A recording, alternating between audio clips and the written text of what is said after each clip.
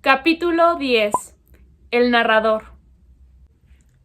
Poco tiempo después de concluir el proceso contra Arnaud Dutil, el Parlamento de Toulouse inició unas vacaciones de 2 meses, tal como hacía siempre en septiembre.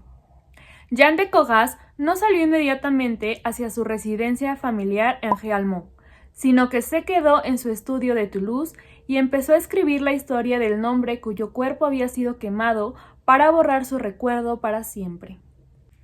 Hacia el 1 de octubre de 1560, casi había terminado la primera redacción del manuscrito. Simultáneamente, un joven llamado Guillaume Le Sœur escribía su propia versión sobre los mismos acontecimientos. Había algo en esa historia que afectaba a sus propias vidas, algo sorprendente y preocupante que tenía que ser explicado. Es difícil descubrir qué atractivo podía tener este caso para Guillaume Le Sœur, porque es un personaje del que poco se sabe. Era hijo de un rico mercader de Boulogne-sur-Mer, en Picardía, que le mandó a Toulouse a estudiar Derecho. Su hermano Pierre fue un funcionario real de finanzas que hacia finales de 1561 utilizaba su casa de Boulogne para hacer reuniones y oficios acordes con la nueva religión. Al parecer, Guillaume compartió sus opiniones y durante un tiempo formó parte del séquito del príncipe protestante de Condé. En 1566 era abogado de la Senescalía de Boulogne y algunos años más tarde se convirtió en lugarteniente de los ríos y los bosques de la región.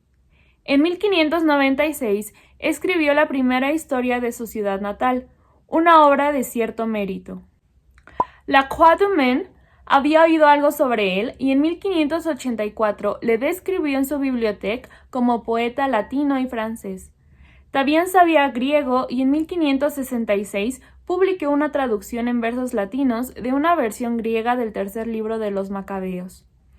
Entre sus méritos también figura la Admirable Histoire du Faux Martin de Toulouse, que compuso en latín y cuyo manuscrito empezó a circular por la ciudad poco tiempo después del proceso. La dedicó a Michel Dufaure, cuarto presidente del Parlamento y miembro de la Tournelle durante el juicio de Martin Guerre. Más adelante, en una dedicatoria al canciller Michel de l'Hôpital, Le Sœur explicaría que había sido adoptado por la familia y los amigos de los Dufaure, una casa que sobresalía entre todas las de la región por su singular erudición, su integridad, su esplendor y su honorabilidad. Probablemente obtuvo la información sobre el juicio a partir de los papeles y las palabras del propio presidente. Se refería a sí mismo como el que había recogido la historia y quizá participó en el proceso con alguna función subalterna. En cualquier caso, sabemos que en 1560 Guillaume Le Sœur esperaba ascender en el mundo del derecho y de la retórica legal, y que además también se interesaba por la literatura clásica. En cambio, sabemos muchas cosas sobre Jean de Cogaz. Durante algunos años sus editores lo presentaban en las páginas titulares como ilustre y clarísimos.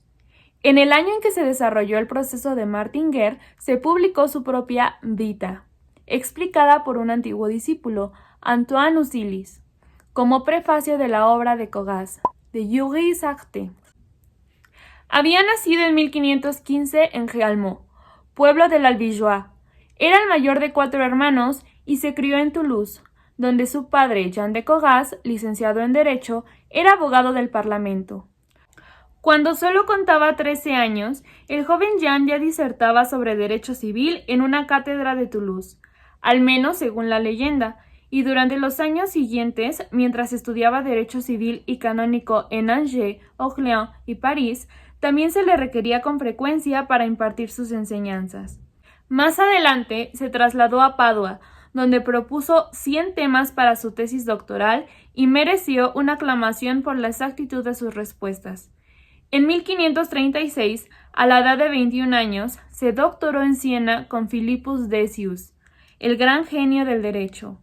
Cogaz diría más adelante que Decius estaba entonces tan senil que apenas recordaba una palabra sobre derecho y que necesitó 15 minutos para pronunciar la primera frase de su discurso. Finalmente, tuvo que pasar el doctorado con otra persona. La anécdota sugiere que Cogaz no se tomaba muy en serio su reputación de joven prodigio. Cuando regresó a Toulouse, Cogaz fue contratado como regente de cátedra en la universidad y se hizo célebre por sus cursos de derecho civil. El mismo Cogaz cuenta el entusiasmo de sus oyentes y Usilis afirma que nadie recordaba un profesor que fuera capaz de atraer a tanta gente. Él mismo había estado presente cuando Cogaz derrochaba elocuencia oratoria ante un auditorio de 2000 personas con su voz suave, fluida, clara y melodiosa. Este éxito aún resulta más impresionante si tenemos en cuenta que en Toulouse las clases de derecho a menudo tenían lugar entre las 5 y las 10 de la mañana. Durante estos primeros años de gloria, Cogaz tuvo otra relación con la justicia que Usilis no menciona. Entabló un pleito. Su madre, Jeanne de Terme, murió en Géalmont legándole todos sus bienes y propiedades en un testamento fechado en 1544. Jean de Cogaz padre se opuso al testamento y Jean de Cogaz hijo entabló un proceso contra él que se falló en el Parlamento de Toulouse en 1544. Quedaron confirmados los derechos del hijo sobre la herencia y se ordenó al padre que le permitiera hacer inventario. Cogaz Senior recibiría el usufructo de los bienes y de la propiedad durante el resto de su vida. Finalmente, los dos hombres se reconciliaron. Cogaz le dedicó una obra a su padre en 1549, pero al igual que el relato burlesco de la ceremonia doctoral, este proceso contra su padre revela una actitud algo ambigua hacia el orden y la autoridad. Durante este periodo, Cogaz se casó, tuvo hijos y fue feliz. Un matrimonio afortunado, afirma en su obra sobre derecho De Ritu Nuptiarum, y en su comentario insertó un fragmento sobre su esposa Catherine Boissonnet, hija de un mercader de Toulouse. El matrimonio tuvo 2 hijos, una niña, Jeanne, y un niño, Jacques. Este último también dio lugar a una nota personal insertada en un discurso jurídico. Ayer, día 13 de abril de 1546, me embargó una alegría increíble porque gracias a la fructífera Catherine me convertí en el padre de nuestro pequeño hijo. Más adelante, Cogaz fue nombrado profesor de Valence y tuvo que desplazarse allí con su familia. Enseñó Derecho Civil desde 1545 hasta 1549 y después pasó 2 años enseñando en Ferrara. Durante estos años no cesó de escribir y publicar comentarios de derecho romano en latín sobre temas que abarcaban desde el matrimonio y los contratos hasta causas judiciales y la constitución del Estado. A partir de 1541 empezó a enviar sus manuscritos a la imprenta, en especial a Lyon, que era el centro de publicaciones jurídicas, y los estudiantes de derecho se entusiasmaban con sus libros. Uno de ellos escribió Corasísima, al margen de una frase especialmente acertada sobre la cuestión de la herencia de los menores de edad. Estas ediciones también revelan 2 aspectos interesantes en Cogaz. En primer lugar, una voluntad de desarrollar, de reelaborar, de reinterpretar. A menudo dice a sus lectores, empecé a trabajar sobre esta cuestión en Toulouse, en tal año, y ahora vuelvo sobre ella aquí en Ferrara. En segundo lugar, una gran perspicacia en cuanto a la forma de avanzar en su carrera. Dedicó sus primeros libros al primer presidente del Parlamento de París y a Mansecal, primer presidente del Parlamento de Toulouse. Mandó 2 libros que convenía al cardenal de Châtillon y al de Lorraine en el momento adecuado. Esta táctica empezó a dar resultado en enero de 1553, cuando se produjo una vacante en el Parlamento de Toulouse. Había acudido a estas ciudades de Ferrara por un motivo muy triste. Cogaz volvió a Toulouse para pasar un periodo de luto por la muerte de su esposa Catherine Boissonnet. Enrique II aprovechó su presencia en Francia para pedirle consejo sobre las negociaciones que se estaban llevando a cabo con el duque y el cardenal de Ferrara, y le concedió el cargo que deseaba. En febrero de 1553, Jean de Cogaz juró su cargo de juez, o canciller, del Parlamento en el que su padre había sido abogado durante muchos años. Durante los 7 años que transcurrieron entre su entrada en funciones de calidad de juez y el caso de Martin Guerre, la vida de Cogaz tomó nuevos derroteros. Se volvió a casar y se interesó cada vez más por la causa protestante. Sus publicaciones se empezaron a centrar en otros temas. Su segunda esposa fue fue Jacques de Bussy, una viuda que era prima suya y también sobrina de un juez del Parlamento. Jacques no había tenido hijos de su primer matrimonio y tampoco los tuvo del segundo, pero hizo de madre de Jacques de Cogas, al que siempre se refiere como mi hijo. Conocemos las relaciones entre ella y Jean gracias a las cartas que intercambiaron unos años después del proceso y que nos permiten hacernos una idea de su vida matrimonial en un periodo anterior. Cogas amaba a Jacques de Bussy profundamente, abiertamente y casi con locura. Jamás mujer presente o ausente fue tan querida y amada por su marido como vos lo sois y lo seréis. Os ruego que creáis que pienso en vos día y noche, a todas horas y en todo momento, que os espero y os deseo, y os amo tanto que sin vos mi existencia no significa nada para mí. Le manda libros de lectura, un pobre vestido y 2 plumas bien cortadas y afiladas a mi gusto, que es el vuestro. Y cuando hace frío en Jalmó, les recomienda: no durmáis sola, pero que no sea con un monje. Es un juego de palabras. Moine significa en francés antiguo calentador. Le escribe sobre sus propias opiniones políticas y le informa sobre la causa de la reforma. Le da instrucciones sobre cómo tiene que recibir a las visitas importantes y qué recados dar. Se inquieta por su salud y por saber si su amor es correspondido. Cuando no recibe noticias suyas, le escribe: esto me lleva a creer, a pesar mío, que no me tenéis grabado en la memoria, tal como siempre he deseado. De hecho, Jacques era un poco reservada con su marido. El juego de la pareja consistía en que él perseguía y ella era la perseguida. Estas eran las reglas de su relación amorosa. Él firma sus cartas: vuestro, vuestro, vuestro y 100.000 veces vuestro Jean de Cogas. Ella firma las suyas con un vuestra esposa humildemente obediente. Él le pide insistentemente su opinión sobre si debe o no aceptar un cargo importante. Ella le contesta: hágase vuestra voluntad, lo que da lugar a una respuesta dolida con una firma impersonal, como en una sentencia.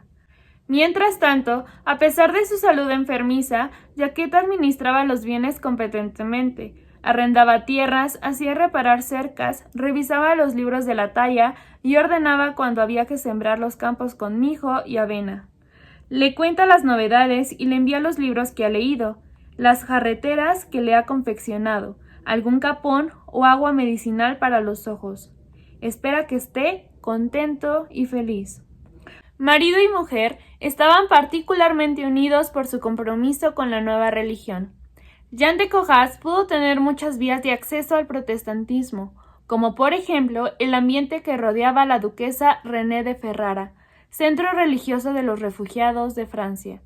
En 1548, cuando apareció su gran obra sobre derecho canónico, la Paraphrasis in Universam Sacerdotorium Materiam, aún no se había convertido realmente.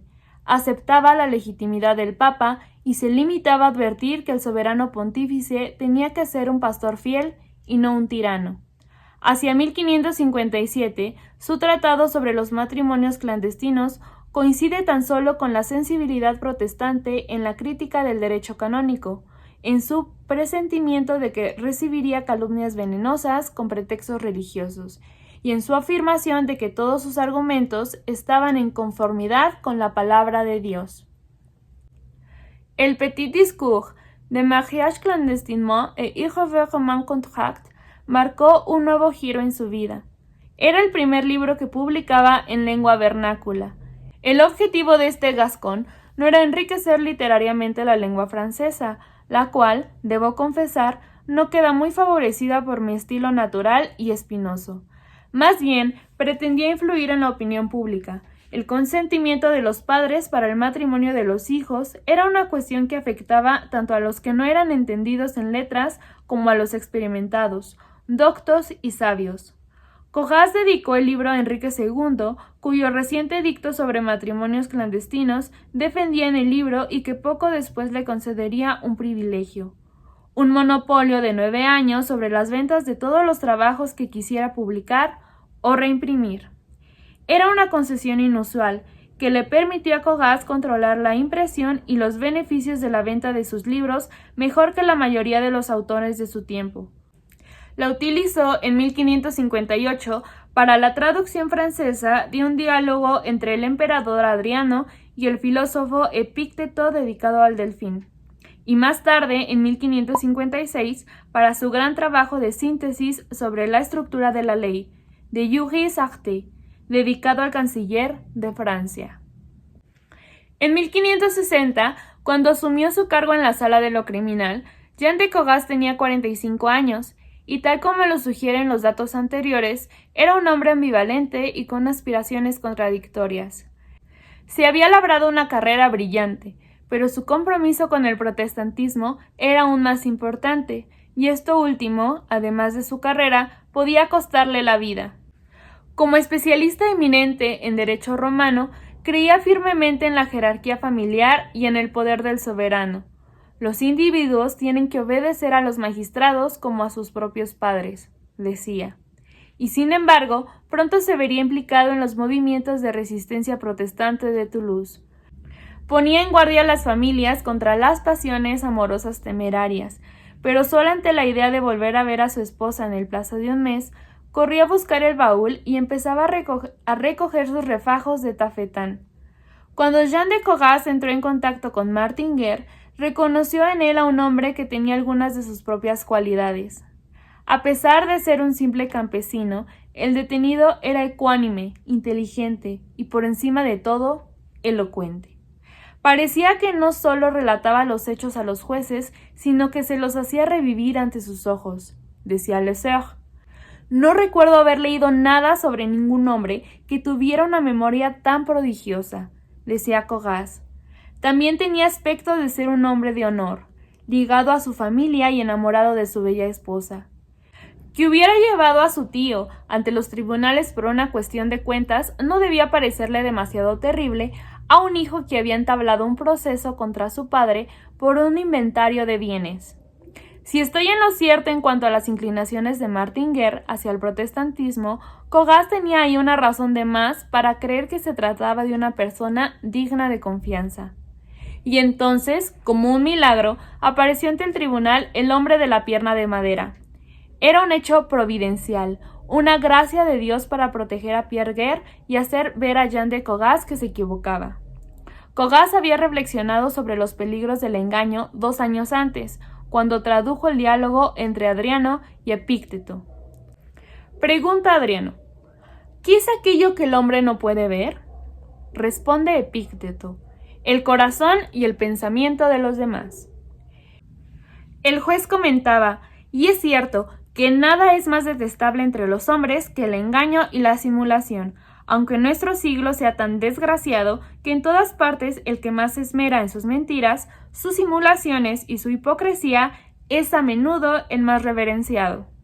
Seguramente, Cogas no podía imaginarse que también sería engañado por una persona y que admiraría sus supercherías. Jamás había visto una impostura tan elaborada y tan lograda. Las 1000 mentiras necesarias de Arnaud Dutil. Contestaba tan bien, decía Le Sœur, que casi parecía un actor.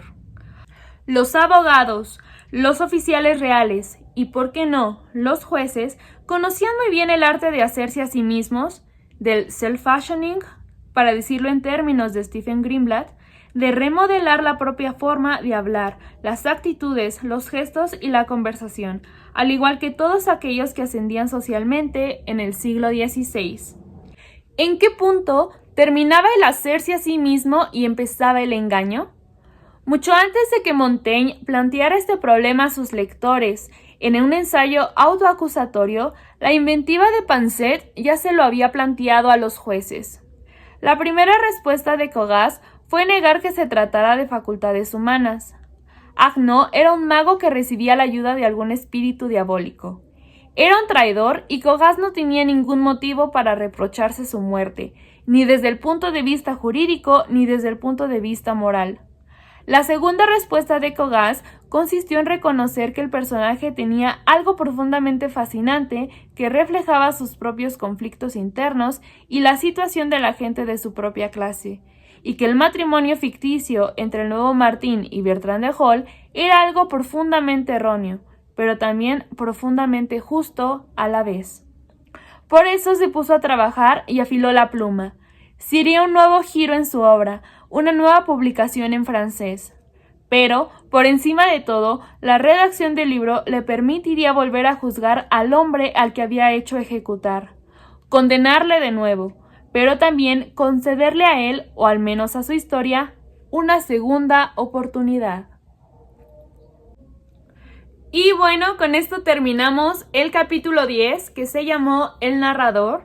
Y bueno, ahora la historiadora, esta Nathalie Simon Davis, le concede una voz a Jean de Cogaz y a Guillaume Lecerf, que son dos personas que gracias a ellos, gracias a también las obras que ellos redactaron en su momento, conocemos más a profundidad este caso de Martin Guerre.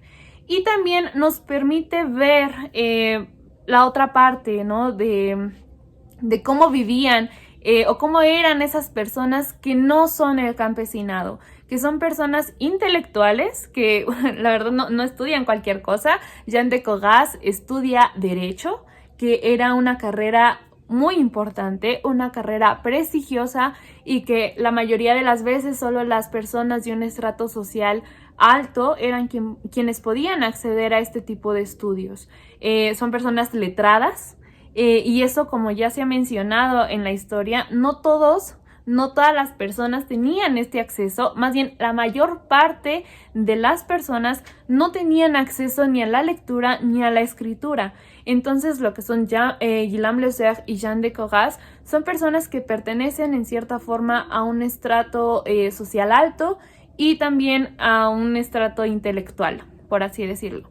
Entonces, pues la historiadora dice que no se saben muchas cosas de Guillaume Lecerf, más que algunas obras que escribió, y las cuales ya las mencioné, y también de Jean de Cogaz, que sí se tienen más datos. Y bueno, pues aquí en este capítulo se vio cómo era este erudito, lo que estudió, algunas de las obras que redactó, su vida privada, que tuvo una esposa de la cual tuvo 2 hijos, la otra la que amó profundamente, y también cómo empieza a involucrarse en el protestantismo.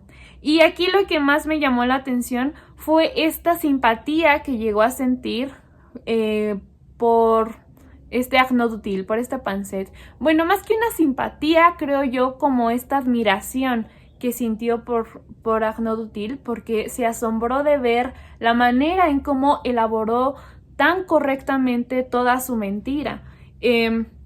Como él dice, él intenta llegar a una explicación de cómo logró envolver también a los jueces, que si no hubiera aparecido, yo creo, el verdadero Martin Guerre, lo hubieran dado por inocente, ¿no?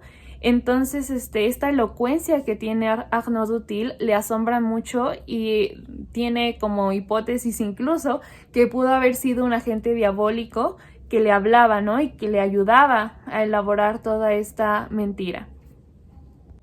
Y como también esa admiración, esa cierta simpatía, se deben a cosas personales que vivió Jean de Cogaz. En primera, de que él también enfrentó a su propio padre por el testamento que le había dejado su mamá, y pues en cierta forma lo hacía vincularse un poco con el caso de Martin Guerre, porque el falso Martin Guerre también pues acusó a Pierre Guerre, a su tío, de que pues estaba haciéndose ahí, ¿cómo se dice? Estaba ahí haciendo algún tipo de fraude con sus bienes, ¿no? Y bueno, también con el amor que sentía su esposa y, por supuesto, con la causa del protestantismo, que estaba aquí muy, muy, muy fuerte ya en este siglo. O sea, estamos en el siglo en que está expandiéndose el protestantismo y estamos hablando del sur de Francia, una zona, como ya he dicho en los otros capítulos, en donde el protestantismo tuvo mucho auge. Y él, como una persona letrada, como una persona de un estrato social alto, pues también se vio inmerso ahí y también pudo enfrentar algunos problemas porque pues era considerada una herejía. Entonces, bueno, pues esto es todo de este capítulo, este acercamiento a estos dos autores, a Guillaume Lecerf y al juez Jean de Cogaz. Y bueno, pues pues hasta aquí es lo que corresponde al capítulo 10. y esperamos que les esté gustando mucho esta historia, que ya está a punto de llegar a su fin. Ya solamente quedan 3 capítulos y pues esperamos que sigan poniéndose al corriente en la lectura de este bonito libro que se llama El regreso de Martin Guerre, de la historiadora Natalie Simone Davis. Nosotras somos las hijas de Clio y estamos en todas las redes sociales, aquí en YouTube, en Instagram, en Facebook y en TikTok. Y pues nada, nos vemos en el siguiente video.